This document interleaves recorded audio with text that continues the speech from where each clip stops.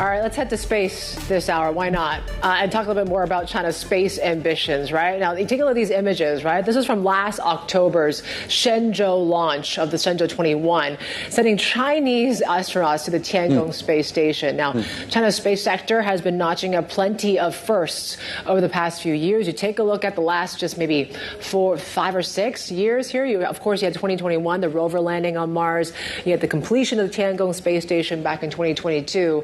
And then 2024 was the landing on the far side of the moon, which was quite a highlight as well. And just last year, launched that mission to collect samples from an asteroid. So what's next? What's the next milestone? We have a lunar probe this year and the Tiangong-3 mission in 2028, which aims to return to Mars. And in 2030, a crewed landing on the moon. Meanwhile, private companies are increasingly expanding their footprint in national space programs, supported by rising demand for launches and related services. You're talking about commercial satellite launches soared 7-fold during the time of 2019 and 2023. And where you're seeing a lot of this is China, India, Japan have really started to ease their investment barriers there. So, and what are the emerging players to watch out for as well? I talk about India, South Korea are also scaling up and also in the race. Dave. Amazing. Yeah. Let's get more now from Singapore's first space summit and really what's going on in the industry. Avril Huang is there with her next guest. Avril.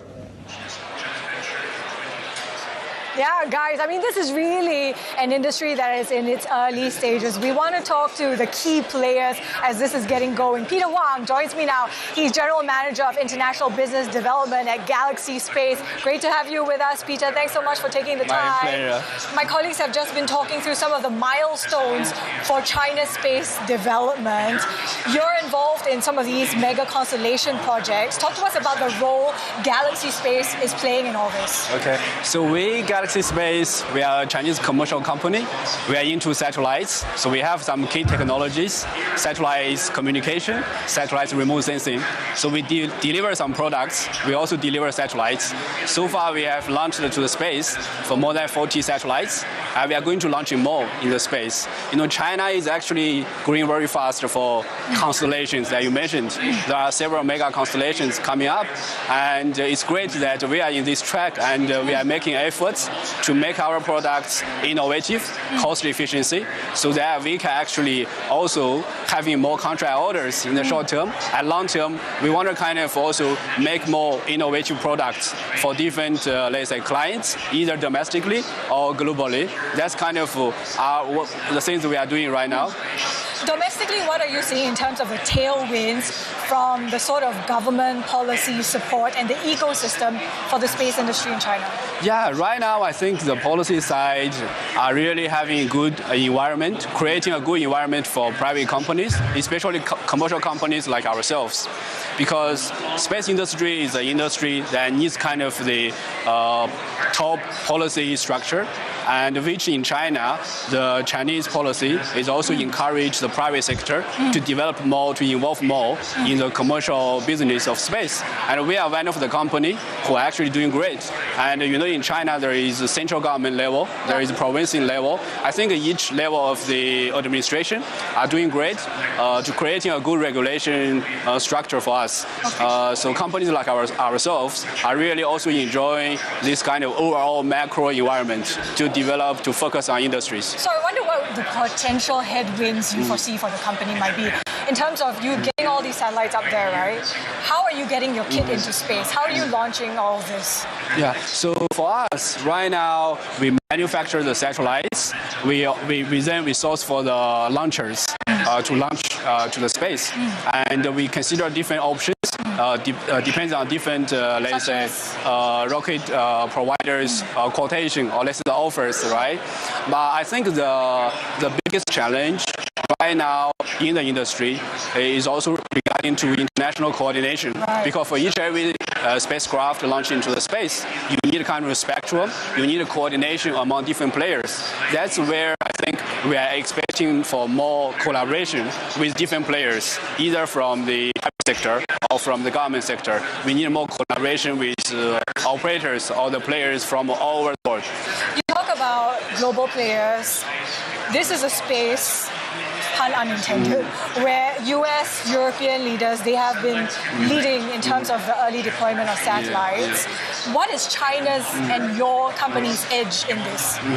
I think for our company, we started from 2018 as a private company. So when we started, we evaluated where we can do the best. Then we found out that it's the key technology we should work on. So we started working on some of the key technologies in this industry. For example, the satellite communication technologies.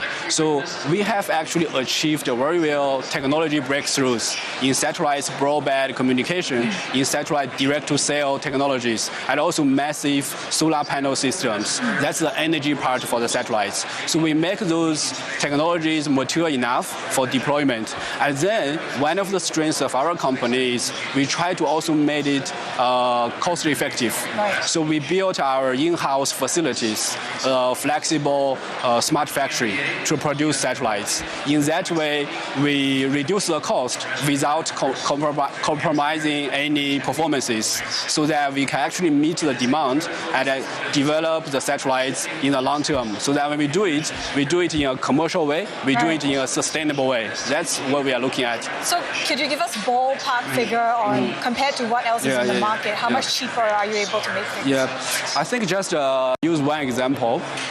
There is a critical component of satellite called antenna, the antenna for communication.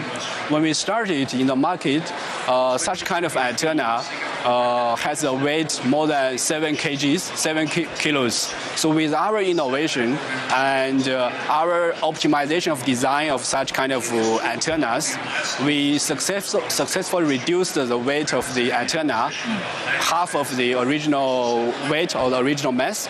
So which is a very big cost saving, because as we know that when we launch everything from ground to the space, it needs a very heavy charges on the launching services. So once we reduce the antennas to not even to up half of the original weight, we are actually reducing the cost of 50% through this angle only. And there is also another technical innovations which further reduce the cost while actually improve the performance of those antennas to improve the throughput of the satellite, which again is a cost saving against the original satellite communication.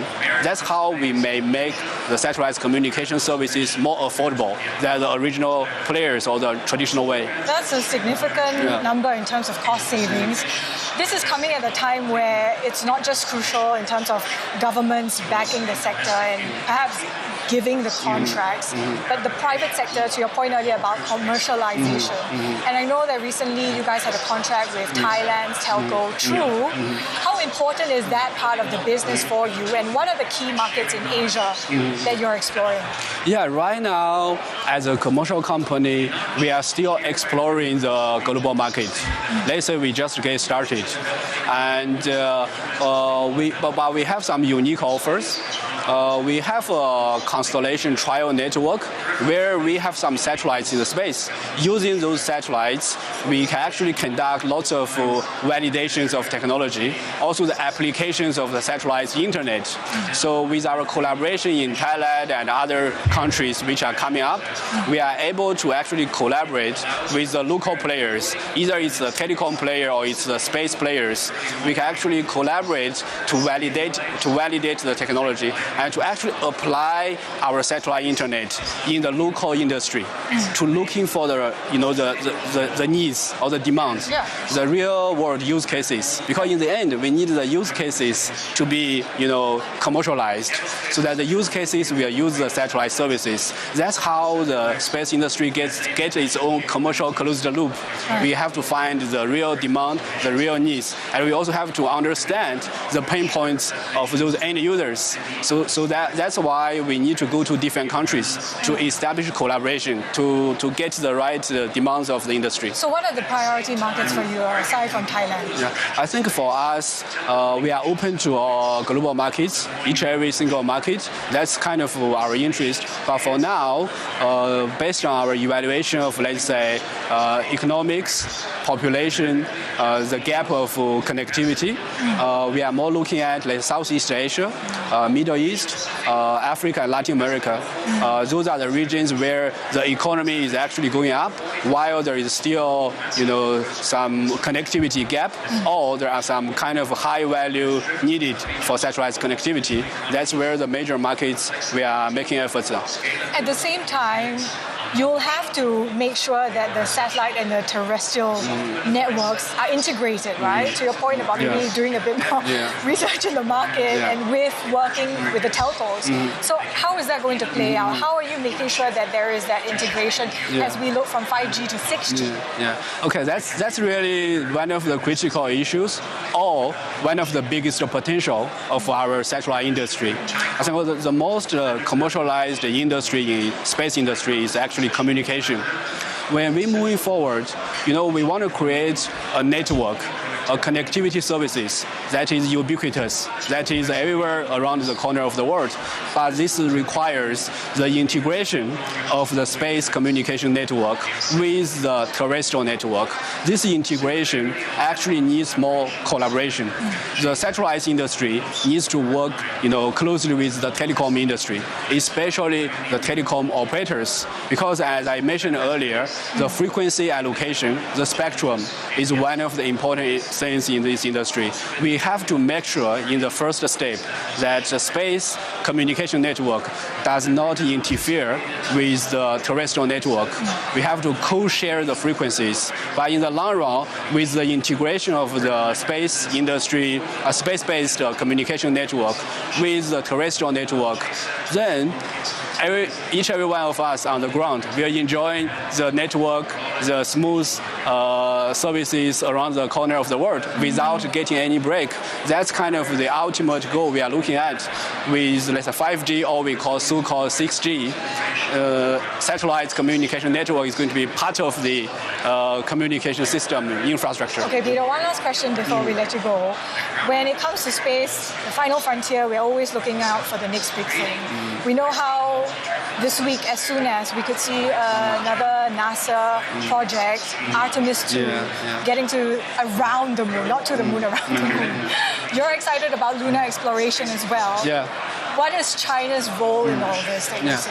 I think the lunar exploration is actually a very big trend, and either from China side or from US side or from other countries side, I think most of the industry players and most of the ordinary people like you and me are all excited for the moon exploration. Going to the moon, I think, is going to be a dream come true for many people, not just in China, but also in other developing countries. So speaking from the China side, I think our country or the industry players are making very big progress. We are also did a lot for the deep lunar, exploration. And myself, as a fan of this industry, I'm looking forward that we will also have some another milestones, getting to the moon or orbit around the moon first.